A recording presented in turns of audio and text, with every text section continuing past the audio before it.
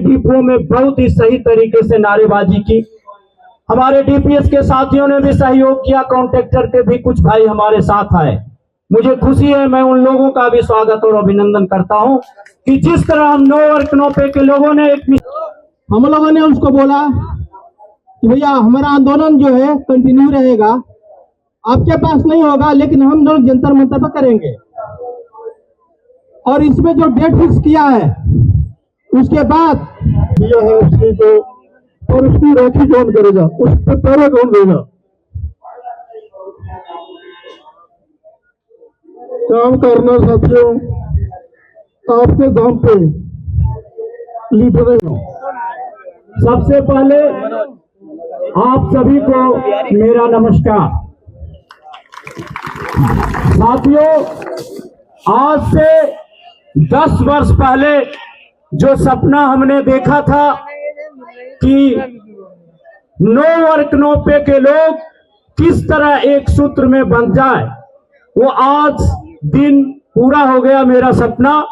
क्योंकि जब हम लोग भी एफसीआई में नो वर्क नो पे सिस्टम में 2012 में आए थे तो उस समय हमने इस कमी को महसूस किया था।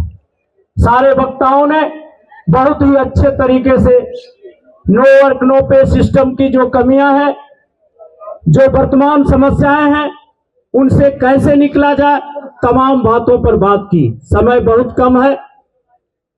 जैसा कि सभी जानते हैं, एकता में बल है, लेकिन उस एकता को किस तरह से, आप बोलिए, आज से 10 वर्ष पहले हम लोग किस तरह बिखरे हुए थे नो वर्क नो पे के लोग, अलग अलग यूनियन में, अलग अलग विचारों में, अलग अलग नीतियों में, अलग अलग संगठनों में। श्री पप्पू यादव जी हमारे बीच उपस्थित है।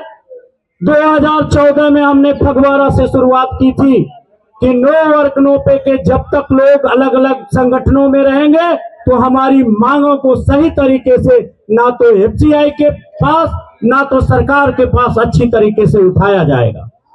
सारी कमियों को झेलते झेलते हम लोगों का शोषण हुआ। जो भी वर्तमान यूनियनें थी उन्होंने भी नो वर्क नो पे ठेकेदारी और डीपीएस के साथियों को, जो अल्प वेतन भोगी होने के साथ साथ भारत सरकार के पेरोल पर होने के बावजूद भी उनको सुविधाएं नहीं मिली, हम लोगों ने यह निर्णय किया कि क्यों ना हमारी भी एक अपनी यूनियन हो, क्यों ना हम अपनी आवाज को एफसीआई के हेड ऑफिस में और भारत सरकार के कानों तक पहुंचाने का काम करें। और आपकी भावनाओं को देखते हुए, आपके आदेशों का पालन करते हुए हम लोगों ने 2023 को 31 जुलाई 2023 को पप्पू जी के नेतृत्व में एफसीआई मजदूर विकास यूनियन का गठन किया। और इस यूनियन की खास विशेषता है कि इस यूनियन में कोई भी बाहरी लोग नहीं है, कोई भी बाहरी लोग नहीं है, कोई भी रिटायर्ड लोग नहीं है। जो एफसीआई में काम करने वाले लोग हैं, चाहे वो डीपीएस के मजदूर हो, चाहे वो नो वर्क नो पे के मजदूर हो, चाहे ठेकेदारी के मजदूर हो, इस यूनियन की प्राथमिकता है कि हम लोग जो एफसीआई के सबसे निम्न वर्ग है, इनकी सेवा शर्तों को कैसे बेहतर करें। इसी कड़ी में हम लोगों ने, जैसा कि आप लोगों ने बहुत ही तन मन धन से सहयोग किया यूनियन को, और इतने कम समय में आज एफसीआई मजदूर विकास यूनियन देश की उन अग्रणी यूनियनों की पंक्ति में उससे भी 2 कदम ऊपर उठ के खड़ा हो गया। आज जो सीएसीएलबी की बैठक हुई 6 दिसंबर को, सबसे पहले मात्र आपकी ये यूनियन को निमंत्रण मिला था। सीएलसी ने और मिनिस्ट्री ऑफ लेबर ने आपकी यूनियन को आमंत्रित किया था। उसमें हम लोगों ने मजबूती से बातें रखी है कि क्यों नोटिफाइड डिपों का एग्जम्पशन ठेका प्रथा की छूट दी जा रही है। हमारी यूनियन के प्रतिनिधियों की बातों को श्रम मंत्रालय और सीएससीएल बोर्ड ने भी सुनने का काम किया है। और मुझे पूरा भरोसा है कि जिस तरह पिछले 4 बार से 2-2 साल के लिए एग्जम्पशन मिल रहा था, वो अब इतना आसान नहीं है। अब एफसीआई के नो वर्क नो पे के लोगों को, डीपीएस के लोगों को जिस तरह से पूलिंग के नाम पर ट्रांसफर करके और वहां कॉन्ट्रैक्टर लगा दिया जाता था, वो अब नहीं हो। हमारा कार्यक्रम 4 से 9 दिसंबर तक आप लोगों ने डिपो में बहुत ही सही तरीके से नारेबाजी की। हमारे डीपीएस के साथियों ने भी सहयोग किया, कॉन्ट्रैक्टर के भी कुछ भाई हमारे साथ आए। मुझे खुशी है, मैं उन लोगों का भी स्वागत और अभिनंदन करता हूं कि जिस तरह हम नो वर्क नो पे के लोगों ने एक मिसाल दी है, आप लोग भी इसी तरह सहयोग करें। हम आपसे वादा करते हैं कि अगर हम लोग सही तरीके से, सही सोच और नीति के साथ अगर अपनी मांग को उठाएंगे तो अब वो दिन दूर नहीं है कि हमारी मांगे जरूर मिलेगी। आपने देखा होगा कि पिछले कुछ दिनों से हम लोग राजनीतिक गतिविधियों के माध्यम से भी, माननीय भारत सरकार के मंत्री के माध्यम से और अन्य वीआईपी लोगों के माध्यम से जो सिंगल लेबर सिस्टम की फाइल फूड मिनिस्ट्री में दबा दी गई थी, उसको भी उखाड़ करके हम लोग निकालने का प्रयास कर रहे हैं। कोर्ट की बातों के बारे में आपको पता ही है कि किसी अन्य यूनियन ने आपके जो दावे थे सिंगल लेबर सिस्टम को, उसके विरुद्ध उन्होंने समान काम के समान वेतन के रूप में वर्कर्स यूनियन और श्रमिक यूनियन ने फाइल किया है। मैं आज आप लोगों के माध्यम से ये बताना चाहता हूं कि आज उन यूनियन को भी और एफसीआई को भी इस जंतर मंतर की धरती से संदेश देना चाहता हूं कि होश में आ जाओ मैनेजमेंट। अब हम वो श्रमिक नो वर्क नो पे श्रमिक नहीं है, अब हम इकट्ठा हो गए। अब हम वो डीपीएस श्रमिक हैं जो हम अलग अलग नहीं है, हम इकट्ठा हो गए हैं और हम अपनी मांग लेके रहेंगे। बार बार कोर्ट में डेट पर डेट हम लोगों ने वहां भी सोचा है कि आप लोग ने जिस तरह से सहयोग किया है तो हम वहां भी कानूनी माध्यम से एक लड़ाई लड़ेंगे, एक हम राजनीतिक माध्यम से लड़ाई लड़ रहे हैं और एक लड़ाई एजिटेशन के रूप में जो हम दिल्ली तक पहुंचे। लेकिन ये लड़ाई अभी खत्म नहीं होने जा रही है, ये लड़ाई अभी शुरू हुई है।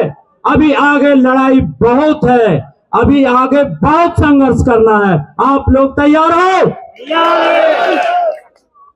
तो आज वो नारा प्रासंगिक हो गया है जो दिल्ली चलो का नारा सुभाष चंद्र बोस जी ने दिया था। आज आपने उस नारे को साकार किया है। इनकलाब जिंदाबाद, क्रांति अमर रहे का नारा हमारे सरदार भगत सिंह ने दिया था। तो हमारी जो क्रांति की आवाज उठी है, जो नो वर्क नो पे जो सिस्टम, एक कलंक रूपी सिस्टम है, इसको समाप्त करने की जो आवाज उठी है, ठेकेदारी प्रथा के समाप्त करने की जो बात उठी है, सिंगल लेबर सिस्टम को लागू करने की जो बात उठी है, ये जल्द से जल्द, बहुत ही जल्द हम लोग कोशिश करेंगे कि हर तरीके से आप लोगों का अगर साथ मिलेगा तो वो दिन देर नहीं कि हम लोग इस लड़ाई को सफल हो पाए। इसलिए निराश होने की जरूरत नहीं है। बहुत लोग आपको टहलाने भटकाने का काम करेंगे कि ये लोग दिल्ली गए, क्या लेकर आए। हम दिल्ली गए, हमने ये लेकर आए कि हम नो वर्क नो पे और ठेकेदारी के श्रमिक और डीपीएस के श्रमिक एकजुट हैं। और अगर हम एकजुट हैं तो अब किसी की दाल गलने वाली नहीं है। साथ ही साथ जो आदेश आपका हुआ है कि हम इस लड़ाई को ठंडा नहीं होने देंगे, जो क्रांति की चिंगारी सुलगी है आपके दिलों में, वो मेरे दिल में भी है। मैं ये भी एक नो वर्क नो पे श्रमिक हैं। हम लोग आपकी भावनाओं का कद्र करते हैं।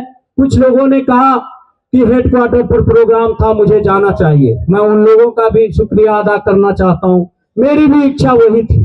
लेकिन मैं प्रशासन से और जो कानून है उसके ऊपर मैं खिलवाड़ नहीं करना चाहता। आज भारतीय नागरिक सुरक्षा संहिता के अमल में आ जाने के कारण हम लोग हेडक्वार्टर पर नहीं जा पाए, लेकिन जो हमारी मांग डिमांड है उसके लिए 10 जनवरी को हमें हेडक्वार्टर ने मीटिंग दिया है। ये चिट्ठी है, ठीक है। और ऐसी नहीं कि ये चिट्ठी है और हम मीटिंग कर लिए, हमारी बात खत्म हो गई, नहीं, हमारी बात अब शुरू होगी। सबसे पहला सिंगल लेबर सिस्टम लागू करो, और अगर सिंगल लेबर सिस्टम लागू नहीं होता है तो ऑलरेडी एफसीआई में डीपीएस सिस्टम है। कानून भी कहता है कि हम मंथली गारंटेड श्रमिक है, हमारी मजदूरी मंथली है, तो हमें तनख्वाह क्यों डेली बेज का मिलना चाहिए। हमें डेली वेज के नाम पर महीने के 5,000 4,000 रुपए क्यों मिलेंगे? हमारे काम को जो एफसीआई हमारे निजी गोदामों के काम को प्राइवेट भंडारण एजेंसियों में देने का काम कर रही है, वो क्यों ठेकेदारी को बढ़ावा दिया जा रहा है? मेडिकल सुविधा हमें हमारे ऊपर क्यों नहीं लागू होना चाहिए?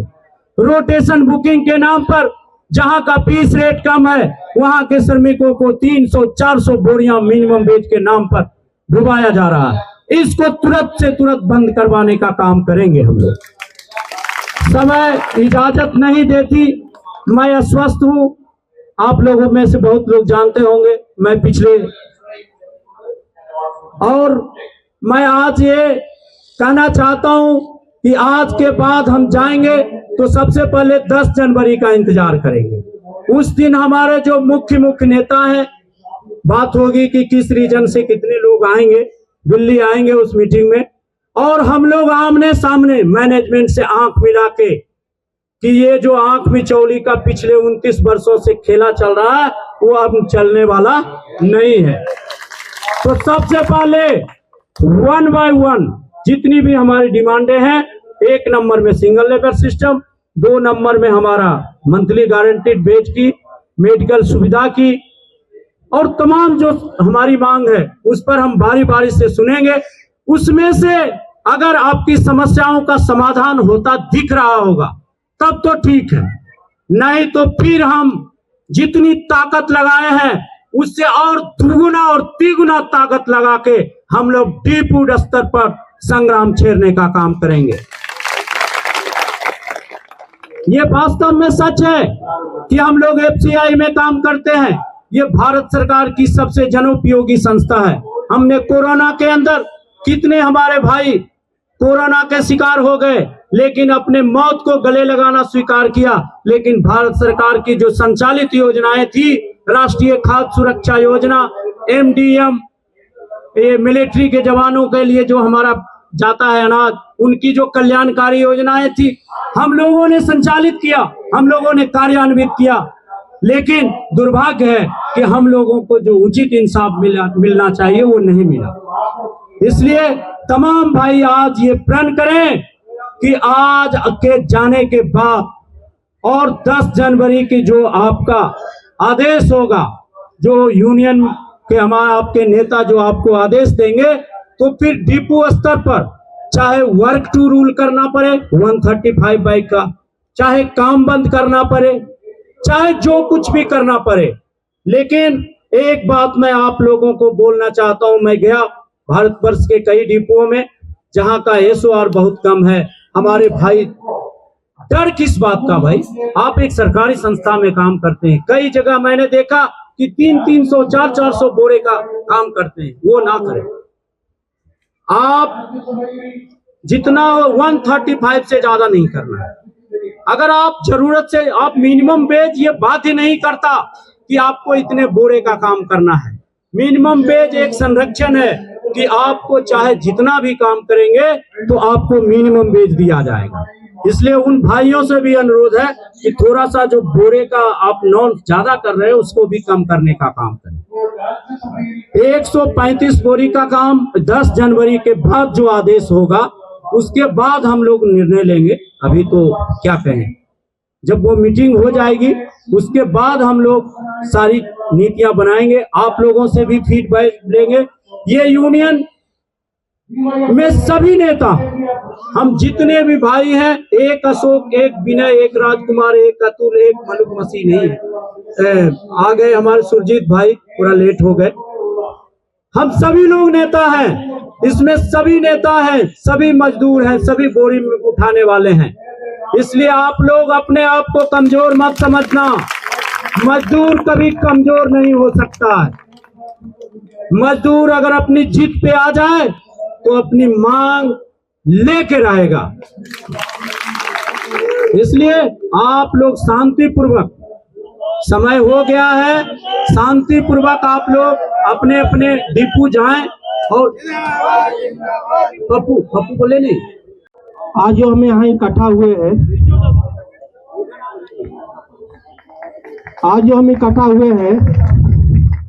और एकता का जो परिचय दे रहे हैं, यही हमारी जीत है।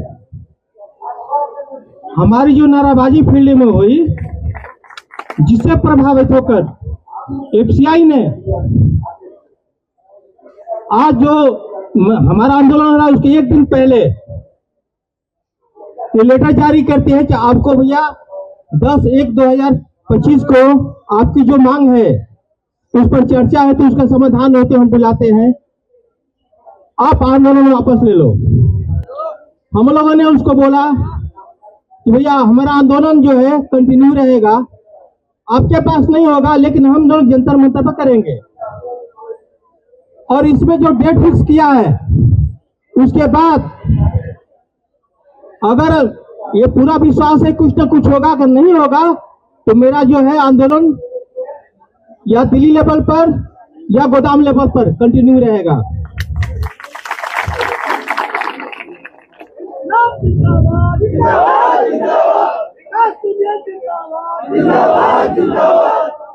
या जो यहाँ पे इकट्ठा हुए हैं इसमें से जितने आदमी हैं सब एफसीआई में काम करने वाले हैं। एक आदमी नहीं मिलेगा जो एफसीआई में काम करता ना हो।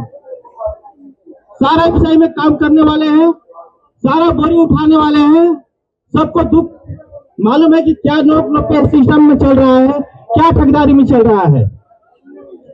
यहाँ हम लोग संकल्प लेकर चले कि नोट पे और डीपीएस को मंथली गारंटी वेज करवाना है तो करवाना है,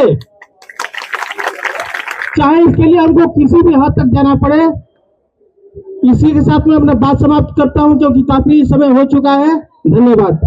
पूरा काम कंप्यूटर का करते हैं, कैसे लेटर लिखना, हिंदी में कैसे लिखना, इंग्लिश में कैसे लिखना, कैसे एफसीए की बात समझनी है, कैसे उसको लिखकर भेजना, ये सारा काम जो है ये कंप्यूटर का करते हैं। सो अब मैं बेनती करूंगा रमेश कुमार भगत इनकलाब जिंदाबाद जिंदाबाद जिंदाबाद, मजदूर विकास यूनियन जिंदाबाद जिंदाबाद जिंदाबाद। आवाज में दम है और पंजाब में और बाकी स्टेट में वक्-वक् डिपो में आए मेरे बहादुर जुझारू पल्लेदार साथियों और साडी स्टेट से साडी सीनियर मजदूर विकास यूनियन की टीम और साडे जनरल सेक्रेटरी अशोक कुमार जी और इस यूनियन के प्रतिनिधि पप्पू यादव जी और साडे मंच के सीनियर आदमी सारे इत्थे आने पर बहुत बहुत धन्यवाद। और जो अपना इकट्ठ किया इन्हू कामयाब करते थोड़े सारे का बहुत बहुत धन्यवाद किया जाता। साथियों थोड़ा जहा लेट हो गया और समा भी थोड़ा जहा घट ही दिता। इन्होंने अपने मसीह साहब ने पप्पू यादव जी की एक दो गल्लां मैं जरूर सुनिया ने भी आप यानी पहरा जरूर देना। एक तो जो काल जनरल सैकटरी और पप्पू यादव जी देंगे वो बंद का समा हो, कोई मीटिंग का हो, कोई रैली का हो, आप बिल्कुल उस टाइम ही बस एक हाँ का नारा मार दो, ये सोनू गल मंजूर है, हथ खड़े कर दो। पप्पू यादव जी तुहाडा धन्यवाद। इत्थे तुसीं बहुत बहुत इन्हां दियां जो मंगां सी उन्हां बारे एफसी नूं जाणू करवाया। एक बात मैं कहूँगा भी जो सिंगल सिस्टम की प्रपोजल जो यूनियन है मानती है कि हम लेकर आए हैं, हमने प्रपोजल दिया है एफसी को, और उसकी राखी कौन करेगा, उस पर पहरा कौन देगा। काम करना साथियों आपके दम पे लीडर नहीं होता है। अगर आप लीडर के साथ हो तो लीडर को बहुत आसान हो जाता है क्योंकि उसका हौसला है। आप उनका हौसला बनिए। हम सब मिलकर जो मजदूर विकास यूनियन है उनको कामयाब करना है। इनको अपनी बुलंदियों पे लेके जाना है। एक और बात है, राजकुमार जी आएंगे, उनका जो भी मेमोरेंडम दिया है वो आकर अपन को बताएंगे क्या करना है उसमें। मैं इतना ही, समय भी कम है दिया मुझे, समय का ख्याल रखता हुआ आगे फिर बात करेंगे। बहुत बहुत धन्यवाद।